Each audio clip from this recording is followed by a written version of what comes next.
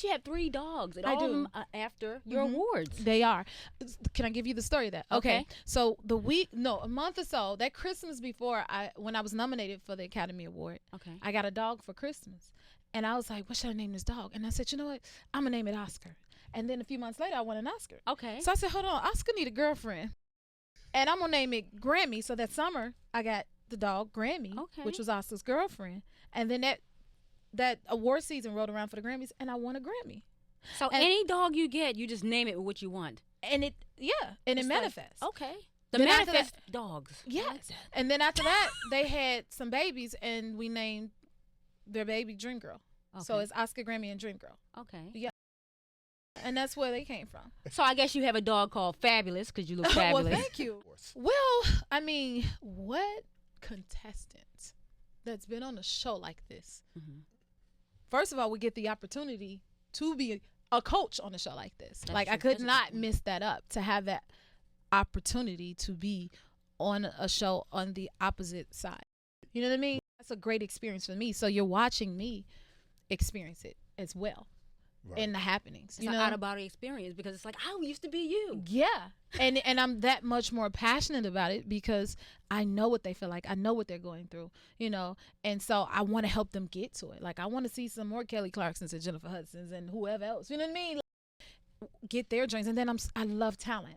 That's all I do. Even after sitting in that chair, listen to about, I don't know how many people sing a day. On my lunch, I go and listen to more music. I go home and still listen to music. And I just love it. I really love it. And I love help grooming talent and giving it a platform. Okay, so what's the difference between The Voice UK and this voice? What do you see the difference? I don't think it's that drastic of a difference. I just, the U.S. is obviously a bigger production and a bigger scale, and we get 12 contestants versus 8. You know what I mean? Okay. Like in the UK, I had 8 contestants. Here, we have 12. Okay. Yeah. In the midst of such huge characters, they their experience with Blake and Adam, they've been on the show for 13. This is the 13th season. And then Miley, she's very experienced as well. This is her 2nd season, I think, being on the U.S. Voice. And so I keep saying U.S. UK because I was like, okay, where do I sit in this? How do I find my niche? And what role do I play? And then I'm like, I can only be me. Speak from my experience. And I think that's the coolest thing about a show like The Voice is that you have stars in their own right who have had their own journeys and way into the industry that you get to learn from and pull from. So it would be cheating the contestants by not being honest and telling our stories and using our stories and, to help them. There goes. At my rap party, and he came and auditioned for The Voice, and I had the same reaction. But again, that shows it's like a genuine reaction because I didn't see him. I only heard what he's saying, and what makes me turn my chair is the feeling. It's what I feel. It's not so much even what I hear, but what it makes me feel. And I felt like throwing my shoe at him while he was singing like that. And then it was Chris. So now Chris is one of my contestants. And he literally stopped the show.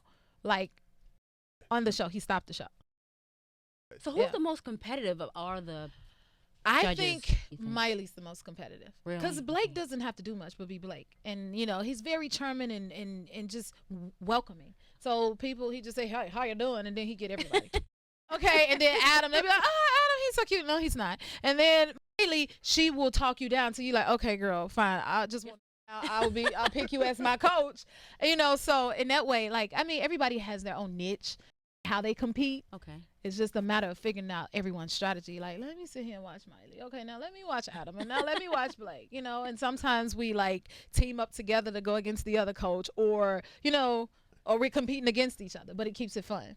When you bring to the table is something totally different than everybody else. Yeah, and I try to use, because the one thing I feel like I have most is, I've been on both sides of the fence, and I know where the contestants are. So even when they're performing, think about how emotional they may be. It's a huge emotional roller coaster coming out. One, you're getting this platform to audition on television for everybody to see, and this is your one chance.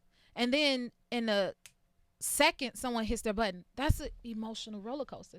I'm considering all of that. Like, you'll see later. I don't want to give too much away, but okay, no, I'm not gonna.